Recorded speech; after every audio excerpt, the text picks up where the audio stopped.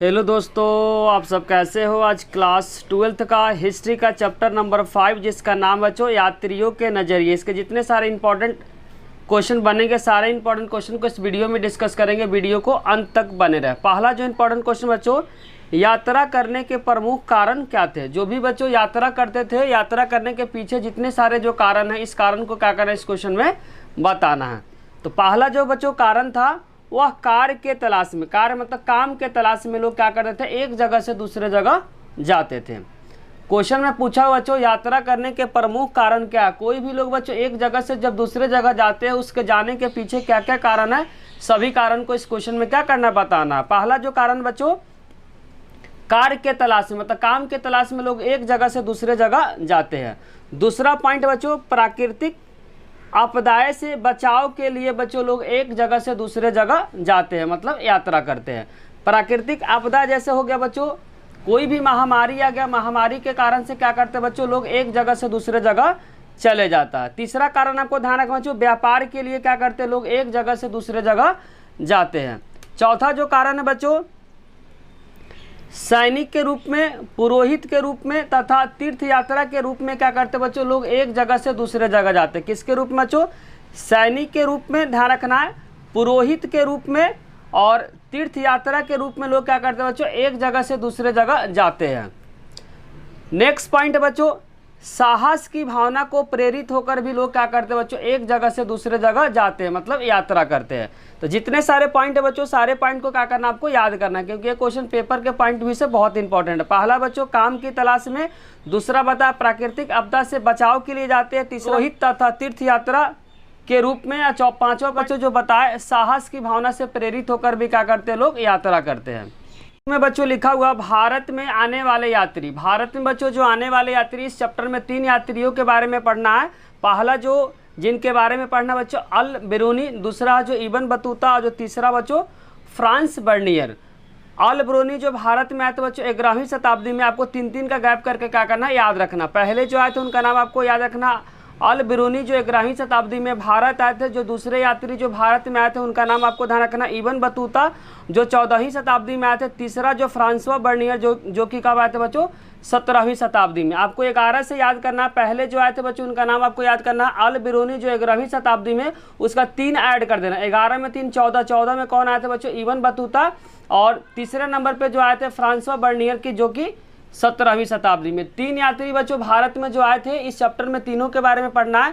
पहला जो आए थे उनका नाम आपको ध्यान रखना अल बिरूनी जो 11वीं शताब्दी में आए थे। दूसरे नंबर में आपको ध्यान रखना इबन बतूता जो कि 11 में 3 ऐड करेंगे 14वीं शताब्दी में। उसके बाद लास्ट में जो आए थे फ्रांसवा बर्नियर, 14 में 3 जोड़ेंगे तो 17वीं शताब्दी में बच्चों फ्रांसवा बर्नियर आए थे। तीनों के बारे में बारी बारी से क्या करना है, पढ़ना है।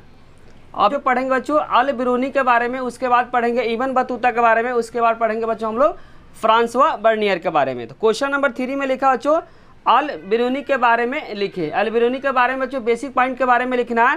तो आपको ध्यान रखना है बच्चों अल बिरूनी का जन्म, अल बिरूनी का जो जन्म हुआ था 973। अल बिरूनी का जन्म बच्चों 973 में उज्बेकिस्तान का जो जगह है ख्वारिज़म नामक जगह में हुआ था। आपको लिखना पड़ेगा बच्चों कि जो अल बिरूनी का जो जन्म हुआ था कब हुआ था, 973 में। अल बिरूनी का जो जन्म हुआ था बच्चों 973 ईस्वी में उज्बेकिस्तान का एक जगह बच्चों ख्वारिज़म नामक जगह पे अल बिरूनी का जन्म हुआ था। तो आपको लिखना पड़ेगा, इसमें थोड़ा सा लैंग्वेज बच्चों चेंज कर दिया। आपको इस तरीके से लिखना है अल बिरूनी का जन्म। अल बिरूनी का जन्म बच्चों 973 ईस्वी में उज्बेकिस्तान के जो जगह बच्चों ख्वारिज़म नामक जगह पे अल बिरूनी का क्या हुआ था, जन्म हुआ था।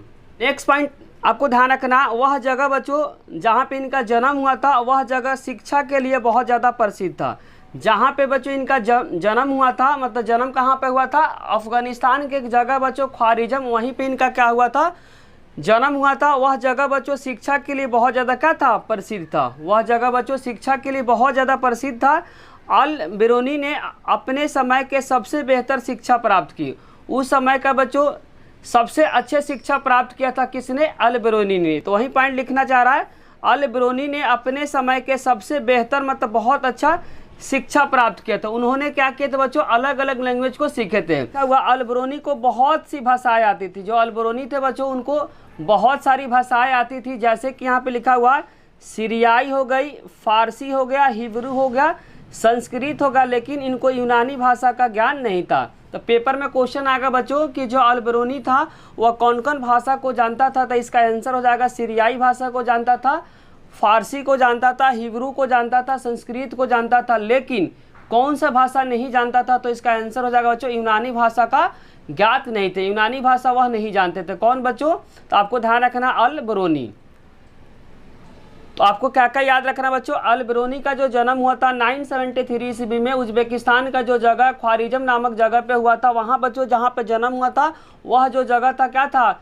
शिक्षा के लिए बहुत ज़्यादा प्रसिद्ध था। वह उस समय के बेहतर शिक्षा प्राप्त किया था, बहुत सारा भाषा का उनके पास नॉलेज था, जैसे कि बच्चों सीरियाई हो गया, फारसी हो गया, हिब्रू हो गया और संस्कृत होगा।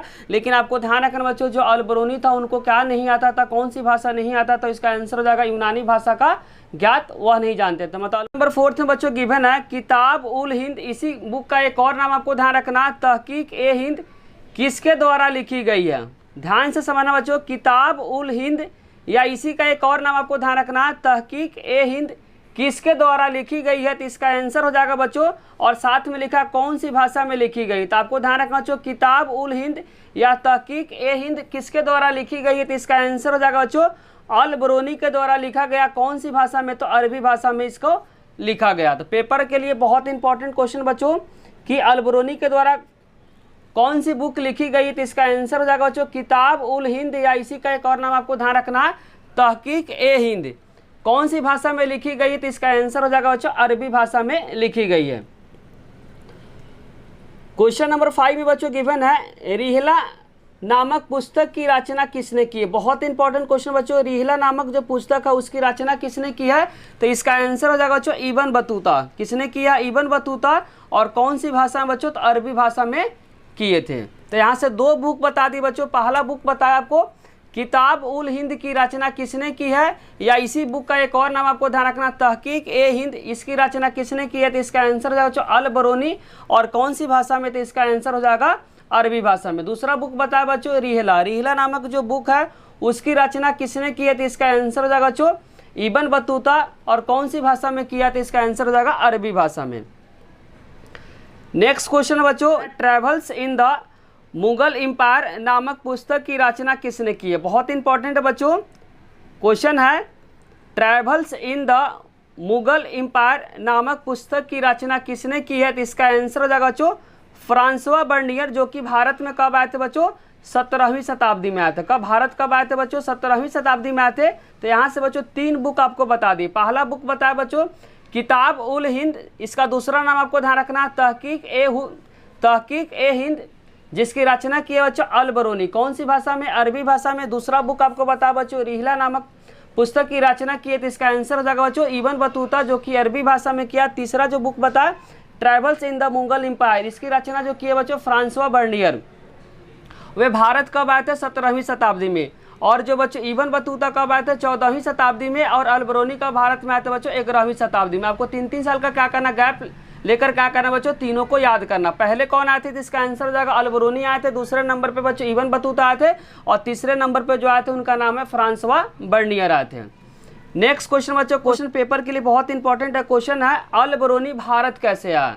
क्वेश्चन बच्चों अल-बिरूनी है वो भारत कैसे आया, उसके बारे में क्या करना है आपको बताना है। कहानी को बच्चों ध्यान से समझना है। 1017 ईस्वी में ख्वारिज़म पे आक्रमण हुआ। ध्यान से समझना बच्चों, 1017 ईस्वी में अफगानिस्तान का एक जगह बच्चों ख्वारिज़म, जहाँ पे इनका जन्म हुआ था, वहाँ पे क्या हुआ, आक्रमण हुआ। और यह आक्रमण किसने किया था, तो इनका नाम आपको ध्यान रखना है सुल्तान महमूद गजनबी। क्या नाम है बच्चों? सुल्तान महमूद गजनबी इनका पूरा नाम है। आपको ध्यान रखना बच्चों 1017 ईस्वी में अफगानिस्तान का एक जगह बच्चों ख्वारिज़म, वहाँ पे क्या हुआ था, आक्रमण हुआ था। और यह आक्रमण किसने किया था, तो आपको ध्यान रखना सुल्तान महमूद गजनबी ने किया था।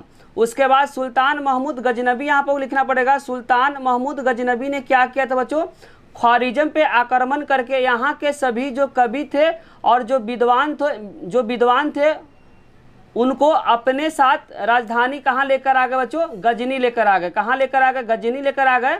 बोलना चाह रहा 1017 ईस्वी में बच्चों अफगानिस्तान का एक जगह है ख्वारिज़म, वहाँ पे क्या किया था, आक्रमण किया था। किसने आक्रमण किया था, तो इसका आंसर जगह सुल्तान महमूद गजनबी ने आक्रमण करके वहाँ के जितने सारे बच्चों जो कवि थे और विद्वान थे उनको क्या किया, अपने साथ अपने राजधानी कहाँ लेकर आ गए बच्चों, गजनी लेकर आ गए। तो आपको डेट को याद करना है, 1017 ईस्वी में ख्वारिज़म बच्चों जो कि अफगानिस्तान का एक जगह है वहाँ पे क्या किया, आक्रमण किया। और किसने आक्रमण किया, तो इसका आंसर जगह सुल्तान महमूद गजनबी ने क्या किया, आक्रमण किया। उसके बाद सभी कवि जो भी वहाँ के ख्वारिज़म बच्चों जो पढ़ाई लिखाई के लिए बहुत ज़्यादा फेमस जगह था, तो वहाँ पे क्या किए, जितने सारे जो कवि थे और विद्वान को अपने साथ राजधानी कहाँ लेकर आ गए बच्चों, गजनी लेकर आए। तो जितने सारे जो विद्वान और कवि थे उनको क्या किए, महमूद गजनबी ने सभी को बंदी बनाकर कहाँ लेकर आ गए बच्चों, अपनी राजधानी गजनी लेकर चले आए।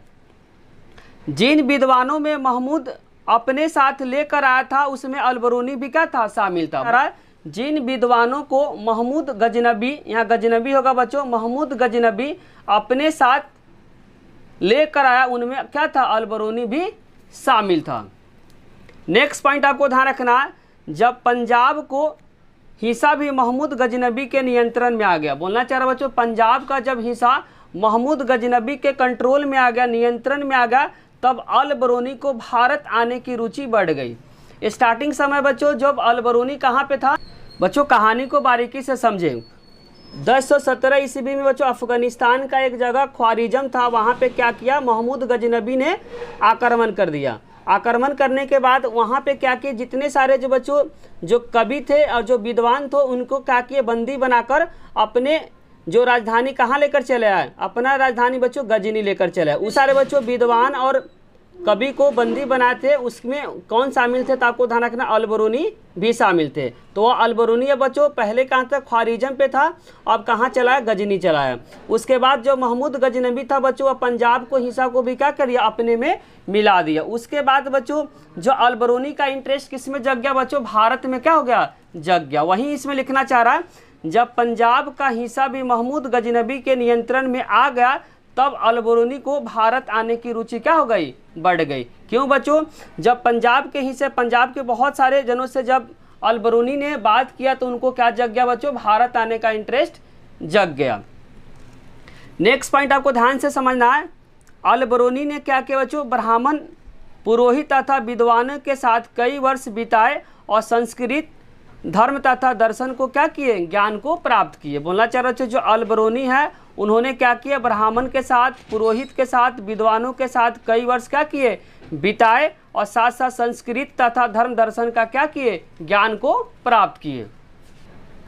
क्वेश्चन नंबर 8 में बच्चों गिवन है, किताब उल हिंद के बारे में लिखे। किताब उल हिंद बच्चों किसने लिखा, तो इसका आंसर हो जाएगा अलबरूनी ने लिखा। इस किताब के बारे में बच्चों क्या करना है, आपको बताना है। तो ध्यान से समझना बच्चों, ये क्वेश्चन पेपर के लिए बहुत इंपॉर्टेंट है। जो भी बच्चों इंपॉर्टेंट क्वेश्चन है उसको क्या करे, मार्क करे, उसको क्या करना, आपको बारीकी से याद करना है। लिखा हुआ यह किताब अलबरूनी ने लिखी है बच्चों। अगर पूछेगा किताब उल हिंद की रचना किसने की थी, इसका आंसर हो जाएगा बच्चों अलबरूनी ने की थी। और कौन सी भाषा में की थी, तो इसका आंसर हो जाएगा बच्चों अरबी भाषा में की थी। तो किताब उल हिंद की रचना किसने की थी, इसका आंसर हो जाएगा अलबरूनी ने की थी बच्चों। कौन सी भाषा में, तो अरबी भाषा में की गई थी। यह किताब की जो भाषा था बच्चों बहुत सरल था। यह जो किताब था बच्चों, यह किताब का जो भाषा था क्या था, बहुत ज़्यादा सिंपल था। इसे बच्चों 80 अध्याय में क्या किया था, विभाजित किया था बच्चों। इस जो बुक था, किताब उल जो बुक था, उसको कितने खंडों में विभाजित किया था, इसका आंसर हो जाएगा बच्चों 80 अध्याय में क्या किया था, विभाजित किया। हर एक अध्याय में बच्चों अलग अलग बातें क्या की थी, लिखी गई थी। तो लिखा हुआ प्रत्येक अध्याय में किसी विशेष, जैसे कि हो गया बच्चों दर्शन के बारे में लिखा हुआ, धर्म के बारे में लिखा हुआ, त्यौहार के बारे में, विज्ञान के बारे में, रीति रिवाज, प्रथा के बारे में, भार तौल के बारे में इत्यादि के बारे में विस्तृत क्या है, विश्लेषण है।